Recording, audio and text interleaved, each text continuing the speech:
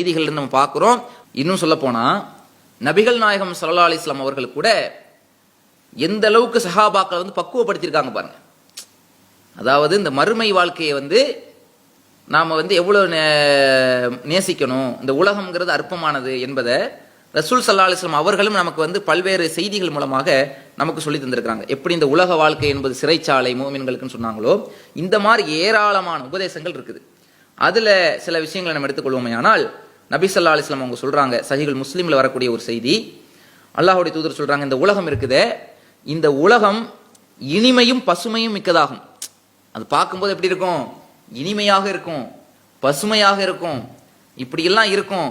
அல்லாஹ் உங்களை இந்த உலகத்துல ஒரு பிரதிநிதியா அனுப்பியிருக்கிறான் என்று சொல்லிட்டு கடைசியில ரசூலுல்லாஹ் சொல்றாங்க, ஃபத்தகு துன்யா வத்தகு நிசா, இந்த உலகை நீங்கள் பயந்துக்கிறீங்க.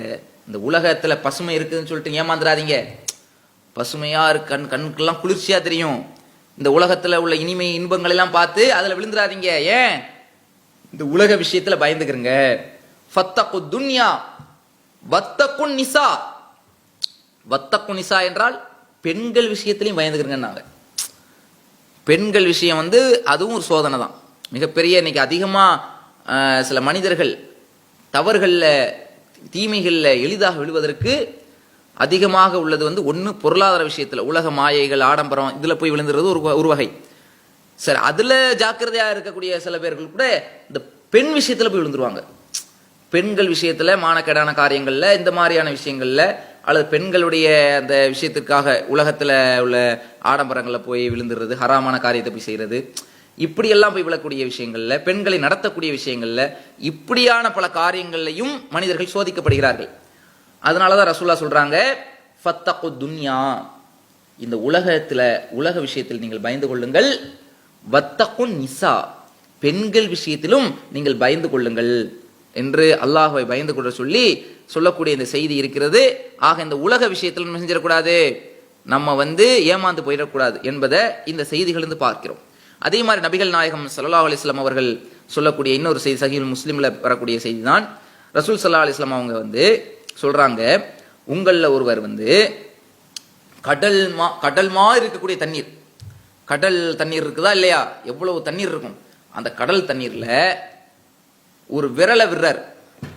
ஒரு விரலை கடல் நீருக்குள்ள விட்டு அவர் அதிலிருந்து வெளியே அந்த விரலை எடுத்தார்னா, அந்த எடுத்து விட்டு பார்க்கும் பொழுது அவருடைய விரலில் எத்தனை நீர் ஒட்டி உள்ளது, எத்தனை சொட்டு தண்ணீர் இருக்குது அப்படின்னு பார்க்கும்போது அது எவ்வளவு, அந்த கடல் தண்ணீரோடு ஒப்பிடும் போது அந்த சொட்டு தண்ணீர் எப்படி அற்பமா தெரியுமோ, அந்த மாதிரி தான் மறுமையோடு ஒப்பிடும் போது இந்த உலக வாழ்க்கை. நபிகள் நாயகம் ஸல்லல்லாஹு அலைஹி வஸல்லம் அவங்க சொல்லக்கூடிய செய்தி விளங்குதா? ஒரு தண்ணீர் நிரம்பி இருக்கக்கூடிய ஒரு பகுதின்னு வச்சுக்கிறீங்க, கடல் மாதிரி இருக்கக்கூடிய பகுதியில் தண்ணியை விரல்ல விடுறீங்க, விரலை விட்டு எடுக்கும் போது ஒரு 2-3 சொட்டு ஊத்துன்னு வச்சுக்கிறீங்க. இந்த தண்ணீரை எவ்வளவு தண்ணீரை நம்ம விரல்ல பாக்குறோம், இதுதான் இந்த உலகம் மறுமையோடு ஒப்பிடும்போது.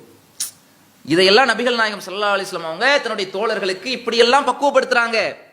அதே மாதிரி ஒரு தடவை நபிகள் நாயகம் ஸல்லல்லாஹு அலைஹி வஸல்லம் அவர்கள் ஒரு கடைத்தெருவில் போய்கிட்டு இருக்கிறாங்க, ஒரு வீதியில போய்கிட்டு இருக்கும்போது அவங்க பக்கத்துல மக்களும் அதிகமா போய்கிட்டு இருக்காங்க, வலது பக்கம் இடது பக்கம் மக்கள் போய்கிட்டு இருக்காங்க. ஒரு இடத்துல வீதியில ஒரு இடத்துல ஒரு ஆடு ஒன்று செத்து கிடக்குது. அந்த ஆடு எப்படி கிடக்குது, ரொம்ப அது காதெல்லாம் சிறுத்து போய் அந்த மாதிரி இருக்கக்கூடிய ஒரு விதமான செத்து போன ஒரு ஆடு. அந்த ஆட்டினுடைய காதை ரசூலுல்லாஹ் பிடிச்சி தூக்கி, அந்த காதை பிடித்து தலையை அப்படி உடம்பை அப்படி தூக்கி காட்டி, இந்த ஆடை யாராவது குறிப்பிட்ட திர்ஹம்கள் கொடுத்து யாராவது வாங்கிக்கிறீங்களான்னு கேட்குறாங்க சஹாபாக்கள்கிட்ட. இந்த ஆடை இந்த செத்து போன ஆடு இருக்குது, இதை யாராவது சில திர்ஹம் கொடுத்து யாராவது வாங்கிக்கிறீங்களா அப்படின்னு கேட்குறாங்க. அப்போ சஹாபாக்கள் சொல்றாங்க, இதை எப்படி நாங்கள் வாங்குவோம், இதை நாங்கள் இது வாங்க மாட்டோம், இந்த மாதிரியான தோற்றத்தில் இருக்கக்கூடிய இந்த ஆடு, அதுவும் ரொம்ப சின்னதா, அதாவது காதெல்லாம் சிறுத்து போய் ஒரு மாதிரியா இருக்குது, இந்த ஆடை நாங்கள் எப்படி வாங்குவோம், அது செத்து போன ஆடை, உசுரோடு இருந்தாலும் இதை வாங்க மாட்டோமே அப்படிங்கிறாங்க. இது செத்து போன ஆடை நாங்க போய் வாங்குவோமா அப்படிங்கிறாங்க.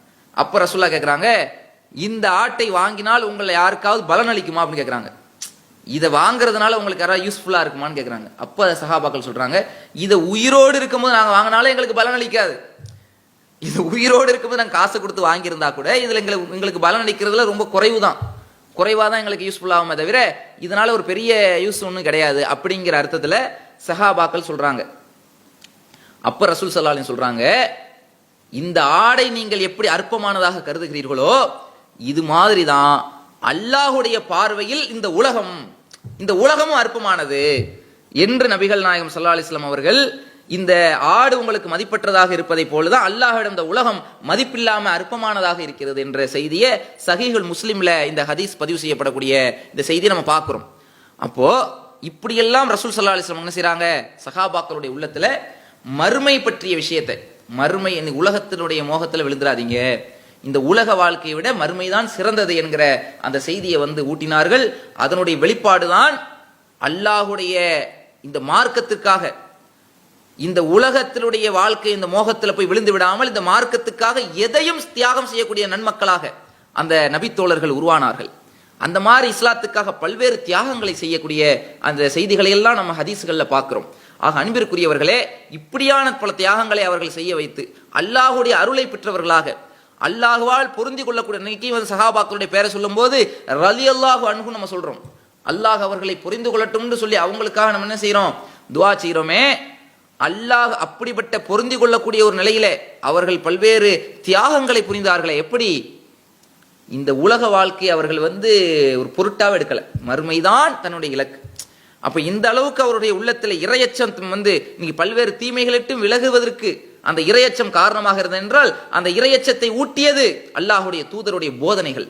அந்த போதனைகள் தன்னுடைய உள்ளத்துல ஏந்தி கொண்டு நம்முடைய வாழ்க்கை என்ன செய்யணும், இந்த உலக மோகத்துல போய் விழுந்துடாம மறுமையை இலக்காக கொண்டு நாம் வாழ வேண்டும்.